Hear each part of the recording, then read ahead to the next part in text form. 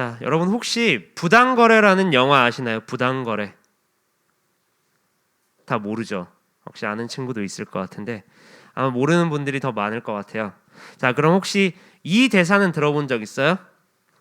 호의가 계속되면 권리인 줄 안다. 다 들어봤죠? 호의가 계속되면 권리인 줄 안다. 아마 영화 제목보다 훨씬 더 유명한 대사일 거예요. 이 말의 숨은 의미 때문에 아마 사람들은 더 이 대사를 많이 사용하고 또 개그 소재로 활용하는 것 같아요. 이 호의가 계속되면 권리인 줄 안다. 이 말 속에 숨어 있는 의미 뭘까요? 저는 이렇게 생각해요. 호의를 베풀매도 감사하지 않는다. 호의가 계속되면 권리인 줄 알아요. 이 말은 숨은 뜻은 호의를 베풀매도 감사하지 않고 당연하게 여긴다. 어쩌면 지금 우리가 살고 있는 이 시대를 아주 적나라하게 비꼬는 말 같아요. 디모데후서 3장에서 사도 바울은 이 시대 말세에 대해 이렇게 말하는데요. 디모데후서 3장 1절 2절 이렇게 기록하고 있습니다. 너는 이것을 알라. 말세에 고통하는 때가 이르러 사람들이 자기를 사랑하며 돈을 사랑하며 자랑하며 교만하며 비방하며 부모를 거역하며 감사하지 아니하며 거룩하지 아니하며 여러 가지 말세의 특징들이 있죠. 그 중에서 특징 가운데 하나 바로 감사하지 않는다. 이게 말세에 고통하는 때의 특징이라고 사도 바울은 기록하고 있어요. 지금 우리나라는 어떻게 보면 과거와 비교해서 많은 발전을 이뤘죠. 그렇죠? 여러분도 그렇고 저도 전도사님도 그렇고 나이가 그렇게 많진 않아요.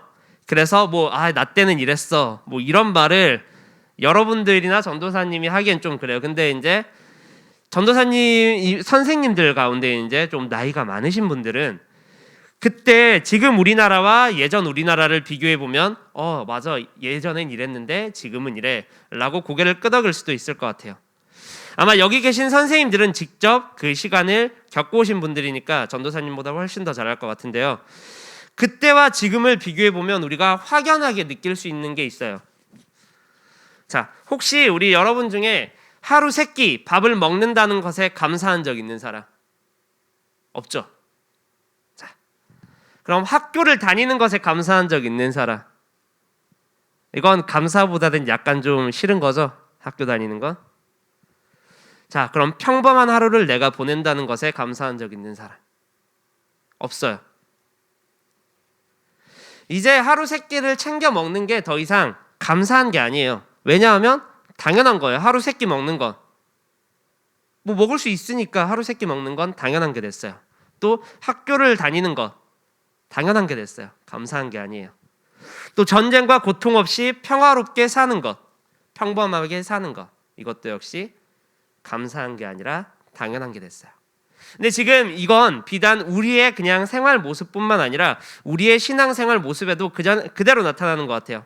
교회 올 때 여러분 어떤 마음으로 와요? 오늘 예배드리는 이 기쁨, 하나님께 예배드리러 간다, 하나님이 내게 베풀어 주신 은혜 너무 감사해, 이런 마음으로 오시나요? 어떤 자세로 나오세요? 주님의 사랑과 은혜를 감사하며 예배 시간이 너무 기대돼, 이런 마음으로 오죠. 올 거예요 아마. 근데 어떤 사람들은 이럴 거예요. 주일이라 교회 가는 날이니까 그냥 당연하게 와요.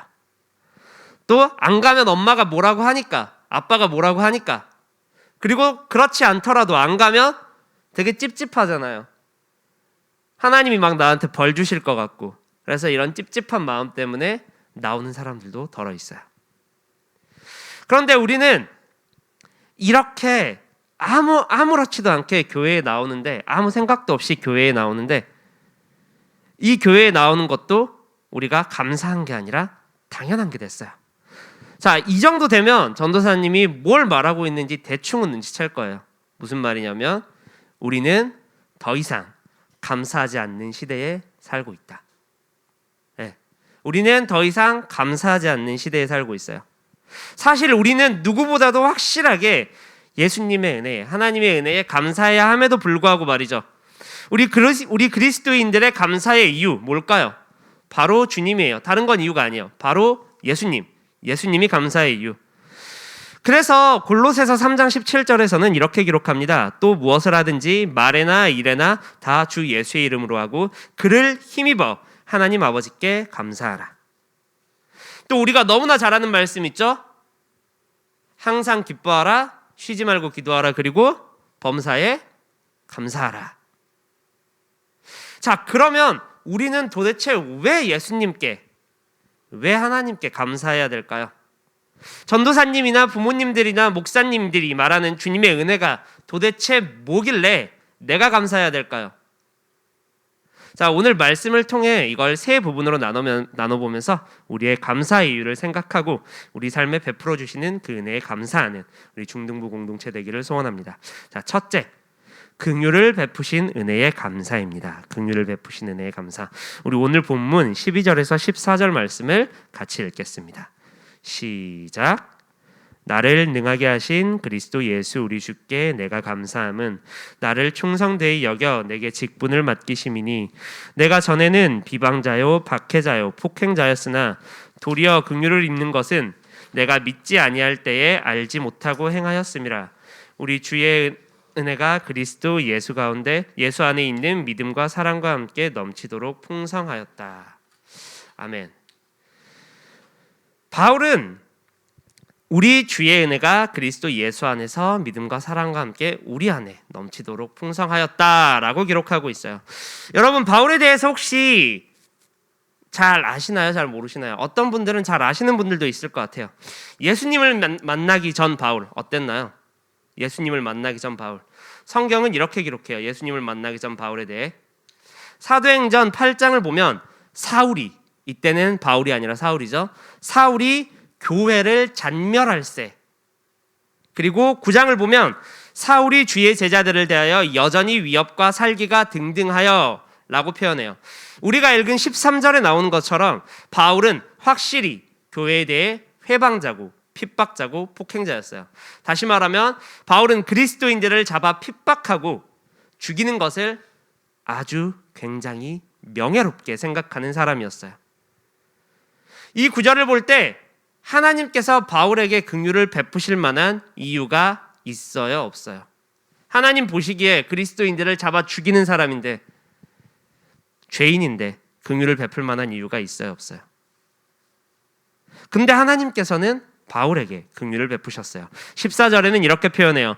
우리 주의 은혜가 그리스도 예수 안에 있는 믿음과 사랑과 함께 넘치도록 풍성하였다. 자, 그럼에도 불구하고 바울의 삶 속에서 예수님의 은혜가 풍성했다라고 바울은 기록하고 있어요. 과연 하나님이 이렇게 죄인인 바울에게 은혜를 베푸시는 이유, 긍휼을 베푸시는 이유가 뭘까요? 로마서 9장 15절에서 16절에는 이렇게 기록합니다. 모세에게 이르시되 내가 긍휼히 여길 자를 긍휼히 여기고 불쌍히 여길 자를 불쌍히 여기리라 하셨으니 그런즉 원하는 자로 말미암음도 아니요 다른 박질하는 자로 말미암음도 아니요 오직 긍휼히 여기시는 하나님으로 말미암음이니라. 뭐라고 얘기하고 있죠? 긍휼을 원하는 자에게 베푼다고 하시나요? 아니면 긍휼을 자격 있는 사람에게 베푼다고 하시나요? 뭐라고 얘기하죠? 아니죠. 긍휼히 여길 자를 긍휼히 여긴다. 그리고 18절에서는 다시 이렇게 말해요. 그런즉 하나님께서 하고자 하시는 자를 긍휼히 여기시고 하고자 하시는 자를 완악하게 하시느니라. 즉 하나님의 긍휼은 전적으로 하나님의 맘대로, 이걸 조금 더 고급스럽게 표현하면 하나님의 주권대로, 하나님의 주권대로 긍휼을 베푸신다는 거예요. 하나님 맘대로 나의 행위를 보고 나의 자격을 보고 내가 했던 일을 보지 않고 그런 걸 보지 않고 오직 하나님이 하고자 하시는 대로 아무 자격 없는 나에게 긍휼을 베풀어 주시는 거예요. 그래서 주님의 긍휼로 우리 삶 가운데 주님의 은혜와 믿음과 사랑이 넘치도록 풍성하다라고 바울은 기록하고 있어요. 그런데 친구들, 지금 내 삶에 그런 게 있나요? 없지 않아요? 내 삶에는 그런 게 없는 것 같은데? 그럴 수 있어요. 또 어떤 분들은 이렇게 생각할 거예요. 아니, 바울은 성경에 나오는 인물이잖아. 당연히 하나님께서 은혜 베풀어 주셨겠지. 예전엔 그렇게 살았지만 하나님은 바울이 잘 믿었으니까 또 그걸 아셨으니까 그렇게 잘 베풀어 주셨겠지.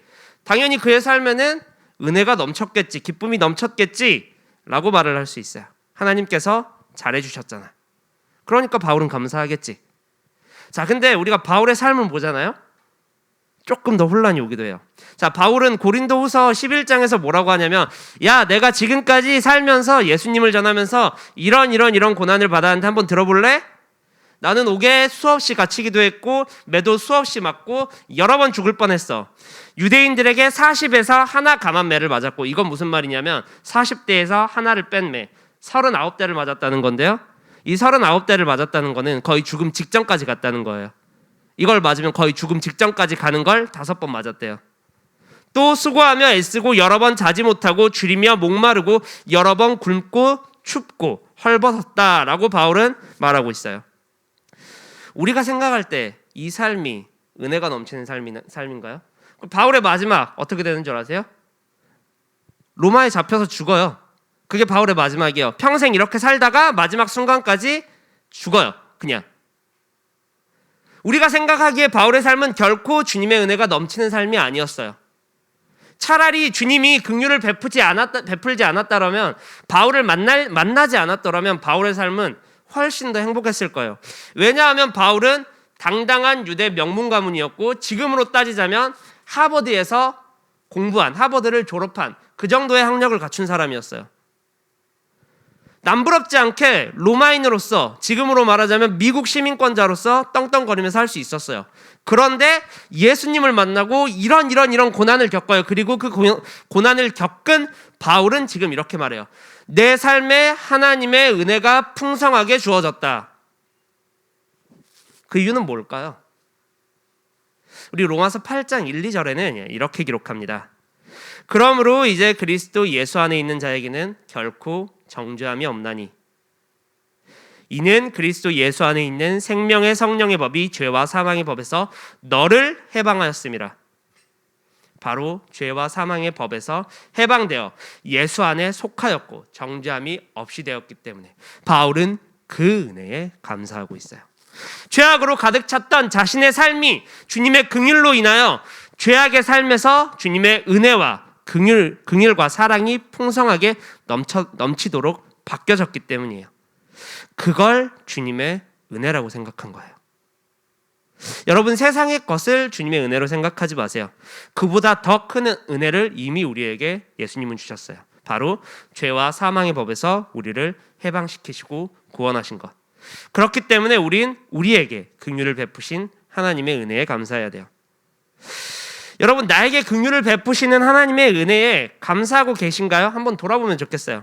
아니면 그것을 잊고 사는지, 아니면 아예 그건 나와 상관없다라고 생각하며 살아가는지 한번 돌아보면 좋겠어요. 그런데 나의 부끄러운 과거를 보지 않고 나를 긍휼히 여기셔서 죄와 사망의 법에서 건져내시고 이 자리에 있게 해주신 은혜, 지금 여러분들이 이 예배당에, 교회 안에 나오게 해주신 은혜, 그게 바로 주님이 여러분을 긍휼히 여기고 불쌍히 여기신다는 증거예요. 이걸 더 이상 감사할 것이 아니라 이건 당연하게 내가 받아야 할 권리라고 말하지 않았으면 좋겠어요. 생각하지 않았으면 좋겠어요. 교회에 오는 것 내 마음대로 가는 건데 왜 이게 감사한 거야? 라고 생각하지 않았으면 좋겠어요. 우리는 주님의 긍휼 없이는 살 수 없어요. 그걸 절대 잊어서는 안 돼요. 주님의 긍휼이 없이는 나의 삶은 여전히 죄와 사망 가운데 있는 삶일 뿐이에요. 바울처럼 오늘 우리 주의 은혜가 그리스도 예수 안에 믿음과 사랑과 함께 넘치도록 풍성하였다고 고백하고 나를 긍휼히 여기신 주님의 은혜를 매 순간 경험하며 감사하는 우리 중등부 친구들 되었으면 좋겠습니다. 자, 둘째, 죄인임을 깨닫게 해주시는 은혜입니다. 우리 본문 15절을 다 같이 한번 읽어볼게요. 시작. 믿보다 모든 사람이 받을 만한 이 말이여, 그리스도 예수께서 죄인을 구원하시려고 세상에 임하셨다 하였도다. 죄인 중에 내가 괴순이라. 자, 뭐라고 하고 있어요? 바울은 죄인 중에 내가 괴수다. 이거 굉장히 많이 들어본 구절이죠. 죄인 중에 내가 괴수다. 자, 왜 이게 은혜일까요? 왜 이게 은혜야? 내가 죄인이라고? 나보고 죄인이라고? 내가 죄인인 걸 깨닫게 해주는 게 은혜라고? 말 같지도 않은 소리 하네 라고 생각되진 않아요? 그런데 이게 은혜라고 바울은 말하고 있어요. 사실 우리 모두는 다 알잖아요. 하나님 앞에서 죄인인 걸. 로마서에서는 모든 사람이 죄를 범했고 하나님의 영광 앞에 설 수 없다. 그리고 한 사람으로 말미암아 죄가 세상에 들어왔다. 그 한 사람이 누구예요? 아담. 아담의 죄 때문에 우리는 모두 타락했어요. 우리는 죄인의 상태가 되었어요. 이건 부정할 수 없어요. 여러분이 인정하든 인정하지 않든 나보고 죄인이라고 말도 안 되는 소리 하지 마 라고 하든지 아니면 그걸 인정하든지 이것과는 상관없이 우리는 여기 있는 모두는 죄인이에요. 그래서 오늘 본문에서 마찬가지로 바울은 자신이 죄인, 그것도 괴수라고 표현하고 있어요. 근데 바울의 이 고백을 우리가 오해하면 안 돼요. 바울 자신이 다른 사람들과 비교했을 때 더 큰 죄인이었다 이걸 말하는 거 아니에요. 야, 내가 너희들보다 큰 죄인이었지만 하나님의 은혜가 나한테 그렇게 주어져서 나도 구원받았다. 그러니까 너희도 구원받을 수 있어 라고 말하는 게 아니에요. 자, 우리 거울 앞에 서면 내가 보이죠. 그것처럼 하나님 앞에 서면 자신의 죄가 드러나요. 그걸 본 거예요, 바울은. 하나님과 나와의 관계 속에서 하나님을 내가 봤을 때 내가 이렇게 죄인이구나 라는 걸 표현한 거예요. 그래서 바울은 이 은혜로 죄인됨을 깨달았어요. 근데 여러분, 우리는 보통 이 구절을 읽을 때 죄인 중에 내가 괴수다 라는 말을 주목해요. 죄인 중에 내가 괴수다. 근데 우리가 주목해야 할 말은 여기가 아니에요. 다른 부분이에요. 어떤 부분이냐? 우리 15절 다시 한번 읽어볼게요. 시작. 밑보다 모든 사람이 받을 만한 이 말이여 그리스도 예수께서 죄인을 구원하시려고 세상에 임하셨다 하였도다. 죄인 중에 내가 괴수니라. 뭐라고 하죠? 그리스도 예수께서 죄인을 구원하시려고 세상에 임하셨다. 이게 포인트예요. 내가 죄인 중에 괴수다.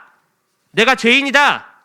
우리가 집중해야 될 게 이게 아니라 그 죄인을 구원하려고 누가 오셨다? 그리스도 예수께서 오셨다. 우리가 집중해야 할 부분은 이 부분이에요.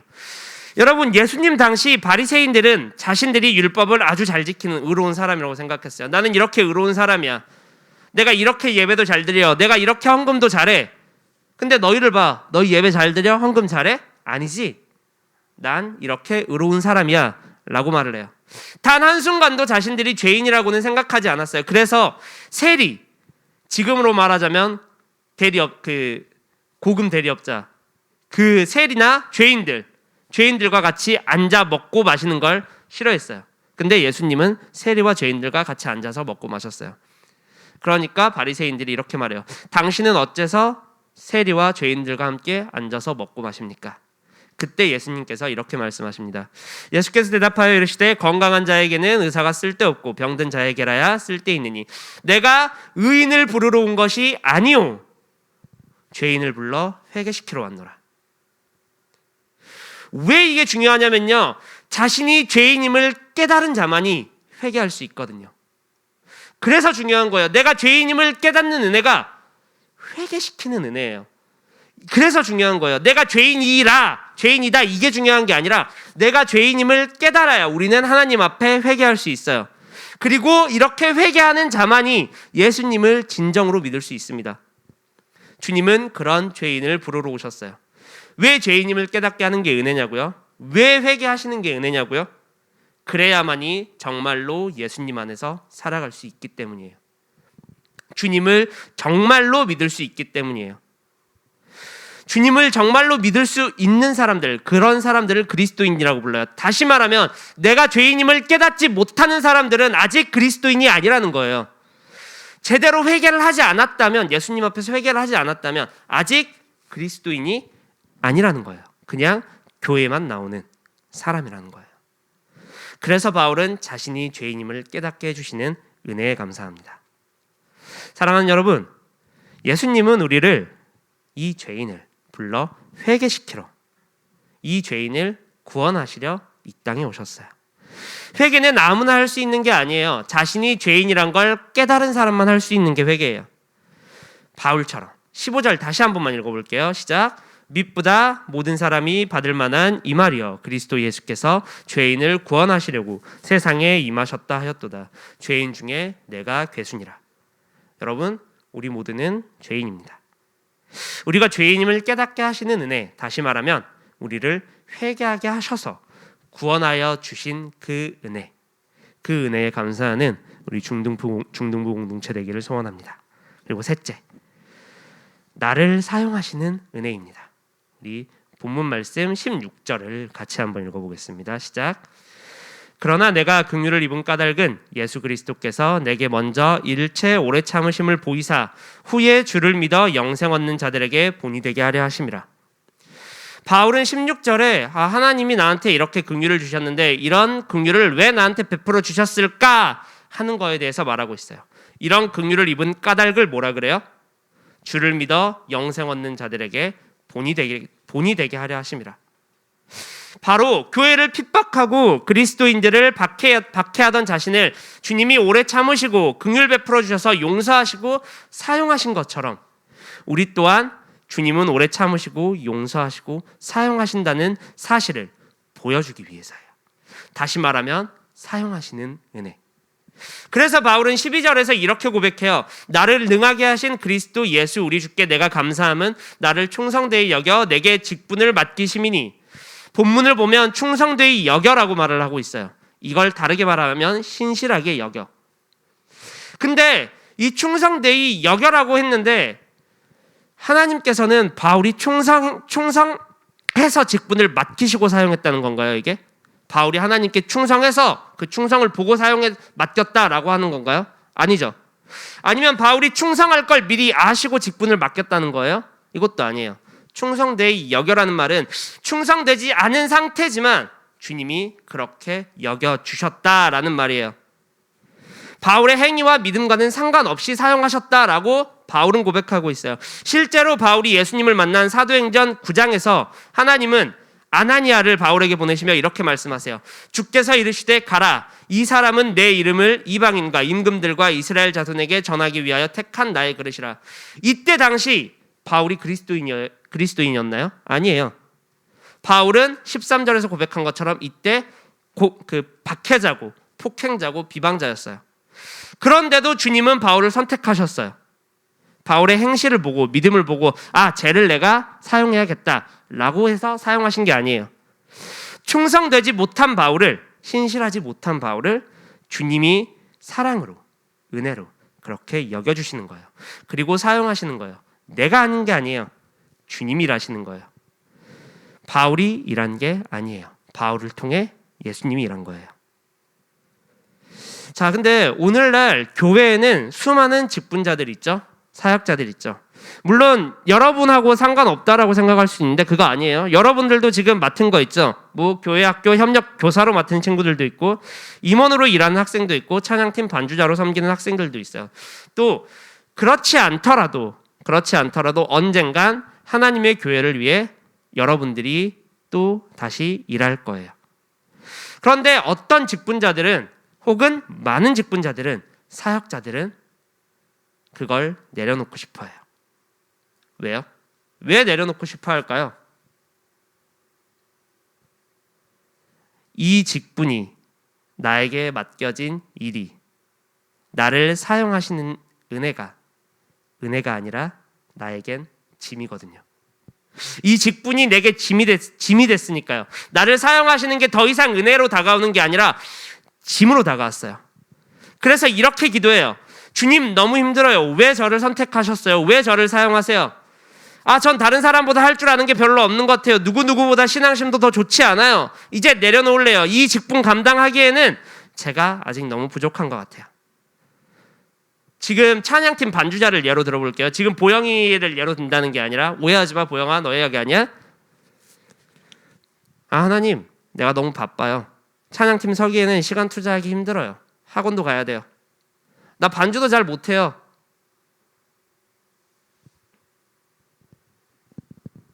이 직분이 나에게 짐이거든요.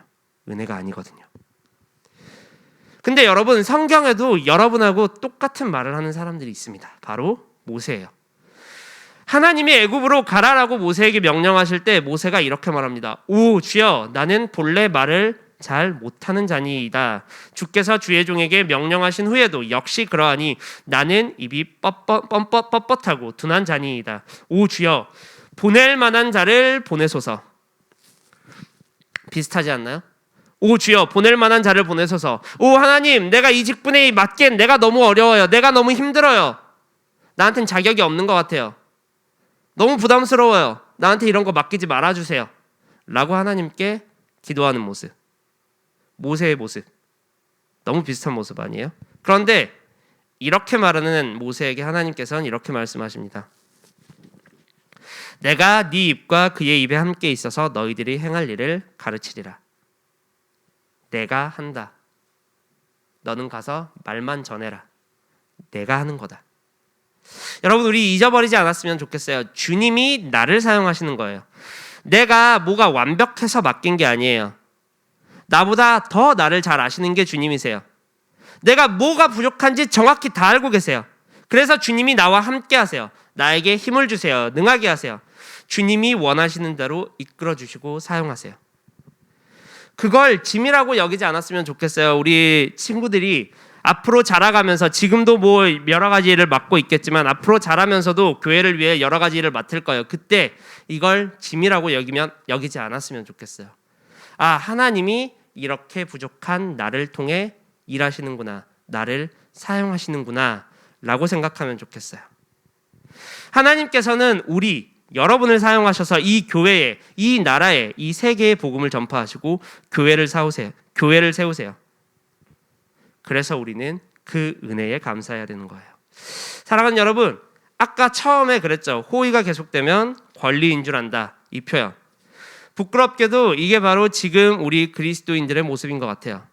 나를 긍휼히 여기신 은혜, 죄와 사망의 법에서 건지시고 은혜를 베푸신 주님께 더 이상 감사하지 않아요. 당연하게 여겨요. 그래서 주님 앞에서 내가 죄인이라는 것조차 발견하지 못해요. 그리고 나를 사용하시는 주님의 은혜에 감사하기보다 불평불만해요. 여러분, 주님의 은혜가 아니면 우리는 아무것도 아니에요. 주님이 주시는 은혜가 우리가 마땅히 받아야 될 권리가 아니에요. 주님이 우리를 죽기까지 사랑하셔서 십자가를 통해서 죽으셨기 때문에 우리에게 이 은혜가 온 거예요. 우리는 그런 큰 선물을 받은 자들이에요. 그리고 그 선물을 받은 우리의 자세에 대해 바울은 17절에서 이렇게 기록합니다. 오늘 본문의 마지막 17절 다 같이 읽어볼게요. 시작. 영원하신 왕 곧 썩지 아니하고 보이지 아니하고 홀로 하나이신 하나님께 존귀와 영광이 영원 무궁하도록 있을지어다. 아멘. 이게 우리의 자세예요. 하나님의 은혜를 받은 우리의 자세는 뭐다? 주님께 받은 은혜에 감사와 찬양을 드리는 것. 여러분, 주님은요, 우리를 긍휼히 여기셨어요. 죄인된 우리를 의인으로 여기셨어요. 그리고 충성되지 못한 우리를 충성되게 여겼어요. 그래서 자격 없는 우리가 구원받고 이렇게 예배 자리에 나올 수 있게 됐습니다. 누구보다도 확실하게 주님의 은혜에 감사해야 될 이유라고 저는 생각해요. 아까 말했죠. 지금 우리는 더 이상 감사하지 않는 시대에 살고 있다. 그러나 우리 주님은 말씀하세요. 항상 기뻐하라, 쉬지 말고 기도하라, 범사에 감사하라. 특별히 오늘은 어떤 날이죠? 추수감사주일. 추수감사주일은 단순히 한 해 동안 열심히 키운 곡식을 추수하게 해주셔서 하나님 감사합니다 라는 의미가 아니에요. 지금까지 그리고 앞으로 삶 속에서 우리를 인도해 주시는 하나님께 감사하는 거예요. 여러분, 주님의 은혜에 우리가 감사를 했으면 좋겠어요. 제가 아주 좋아하는 찬양의 한 가사를 읽어드리며 오늘 설교를 마무리하고 싶은데요. 자, 모두 다 한번 들어본 찬양일 거예요. 찬송가. 나 같은 죄인 살리신 주 은혜 놀라워 잃었던 생명 찾았고 광명을 얻었네. 큰 죄악에서 건지신 주 은혜 고마워 나 처음 믿은 그 시간 귀하고 귀하다. 이제껏 내가 산 것도 주님의 은혜라 또 나를 장차 본향에 인도해 주시리. 거기서 우리 영원히 주님의 은혜로 해처럼 밝게 살면서 주 찬양하리라. 이게 우리의 자세가 되어야 합니다. 자격 없는 나 같은 죄인을 사랑하셔서 긍휼히 여기시고 죄 용서하시고 사용하시는 주님의 은혜, 그 은혜에 감사하며 주님께 감사와 찬양을 올려드리는 우리 중등부 공동체 되었으면 좋겠습니다. 우리 찬양 한 곡 할 건데요.